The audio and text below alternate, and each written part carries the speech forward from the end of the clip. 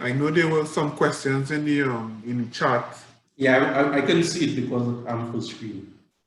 Go ahead. Well, Ms. Fletcher, Okay, I will just read out the questions for you. Okay. So we have 2 questions coming in via email.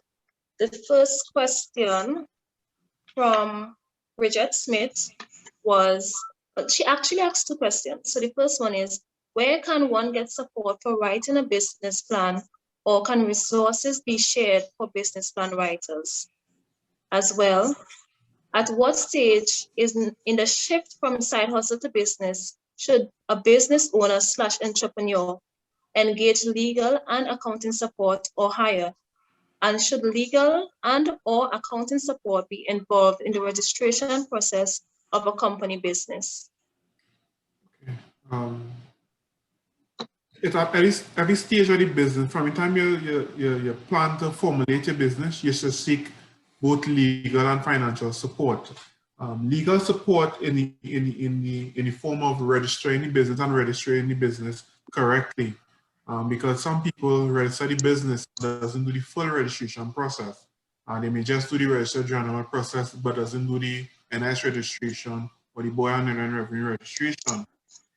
Additionally, they may not issue shares and so on in terms of the directors within the company and that sort of thing. So if you're looking to formulate the business, you should seek the financial and the legal support from both a chartered accountant or a lawyer as it pertains to the starting up of the operations. Additionally, in regards to the financial aspects of things, once you have a good idea of a clear idea of how you intend to formulate and move your business forward, then you can seek the support of a professional financial professional who would actually help you with the business plan and so on in terms of formulating the cash flow projections and that sort of thing. Some people normally use the cash flows just for the bank purposes, but I normally really instill in my team, if a business owner comes to the firm requesting cash flow projections, that's a serious documentation, because it acts as a critical tool, a Bible, for you guys to actually, for a 3-year period, so you'll know exactly what your cash flows is, what your operation expenditure should look like, and so on. So you use that as a Bible to ensure to gauge, to actually measure your operations as you move forward within the next 3 years. And it's not just merely for the bank, and the bank will just take that and put that in a file. And when if your revenue income, if your income just go above that threshold, then they will raise a flag and then say, guys, listen, what you are doing, the FIU might come down on you guys and that sort of thing. So you have to be careful with regards to the cash flow information that is being submitted to the bank at any given point in time. Yeah. So I don't know if that would have answered the question to the person who posted the question. Ms. Fletcher, you have any other questions? Mr. Baynes, you have anything additional to include? Well, I'll just add on. I do business in the States, and I have business partners in the States. And once you're doing business in the States, you must hire accountants and lawyers. Yeah, if you're serious, and especially if you're going to a limited liability company, you want, as Kendall say, you want to seek legal as well as your accountant's help. So if it's worthwhile in the States, you do step into a formal business meeting in the US, where you don't make decisions without including your lawyers and your accountants. And that's what we just doing business over the years with business partners in the States. So I just wanted to add that. Okay, thank you. We also had a next question from Chelsea Francis. This was also sent via email. And her question is, what is the simplest type of business to get into as a teenager going to university? it's a type of business or formulation in terms of the structure or in terms of industry or trade? I am not sure. I'm not seeing her here online currently. But Okay. can you give us insight on both aspects? Okay. In terms of the structure, I think the simplest version, just to make sure that you, as a teenager, you don't want to put yourself into a sole trade business is the best formal way to actually the best thing to start. But if that business decide to go over 500,000, then you start to hit the vast threshold and that sort of thing. Yeah, and then you need to change the entity into a limited liability company. So you ensure that your legal obligations are met in terms of and the tax benefits are taken care of as well, right? Because as a sole trader, the allowances is only up to the personal allowance, which was 72,000, I believe now 84,000, effective 2021. So. But once you look at limited liability, you more start to go to the different allowances based on the government regulations and so on, based on the budget and so on. As it pertains to industries that is critical for children in universities and that sort of thing, it's typically based on their passion and so on. Now the millennials and so on, they are more IT savvy and that sort of thing, social media management, those sort of things. I think that's the most lucrative areas that they can get in. Those university might do trades of clothes and that sort of thing. And the weave and so on, those products and that sort of thing. I think that's the type of industries that those individuals at that age group will be more or less looking at as it pertains to trade in that area. But it's typically based on your passion. Follow something that's within your passion and you'll be successful. If it's not within your passion and you just want to make a quick buck, chances are you won't survive after the first 2-3 years. That's correct. Okay. So I took some notes. I'll be sure to email her this comment. No problem. Thank you. So Miss Smith wanted some clarification. She asked 2 questions, but it seems like you all would have answered one. So she's asking again, what about the business plan writing? Is this a resource your company provides, or at least partially financially aspects? Yes, we provide full scale business plan creation. We'll meet with the business person. We understand type of business and that sort of thing, and we'll formulate both the strategical plans and the financial plans as it pertains to a business. Yeah. Okay, thanks. I have a message coming in from WhatsApp from Yuani, and she's asking what documents are needed to register a business. Mr. Baynes? Again, it's based on what business. What type of business you're looking at registering. For a sole trader, you could do that on your own. But if, as stated, sole trader partnership, you could do that on your own. But if you're looking at doing a limited liability company, or even if you're looking at incorporating a non-profit, you should look to seek the advice of either a lawyer or a chartered accountant to ensure that is registered properly. Okay, so for the sole trader and partnership, in terms of the documentation, would it be like your ID card and stuff like that? Can you probably give me some insight in terms of the details?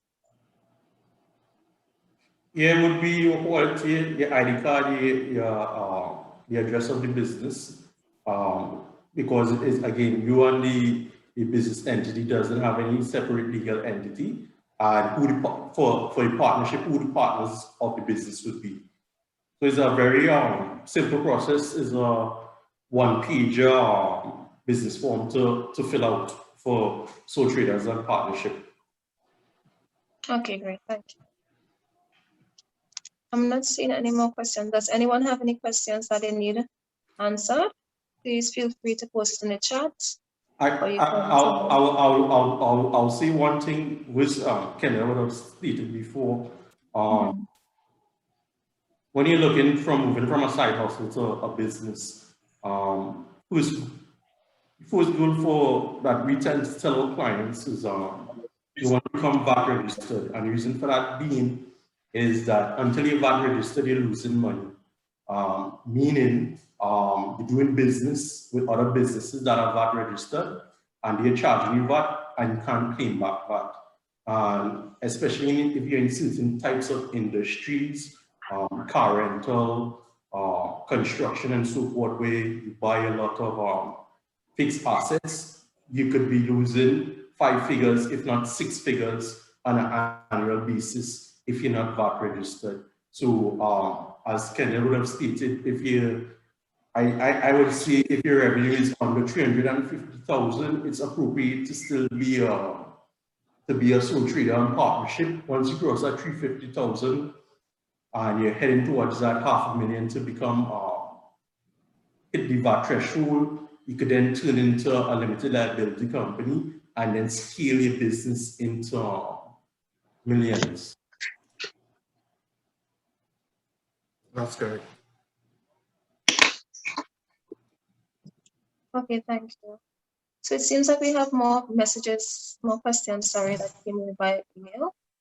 This one is from Dwayne Utley, and he's asking, what is a good and simple accounting software that you would recommend for a small business? Okay, for our firm and all our clients, we normally use the Zero accounting software because it provides you with the full suite of financial information for any business person, and also allows you the inventory management and so on within one modular system. Normally, some other systems normally offer you that inventory and fixed assets as additional, but it actually allows every single thing from the financial statement, inventory, and fixed asset. And in addition, if you have a website which is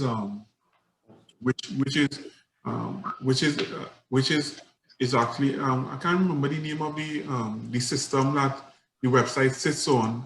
Baynes, what's the name of the website? What the website normally sits on?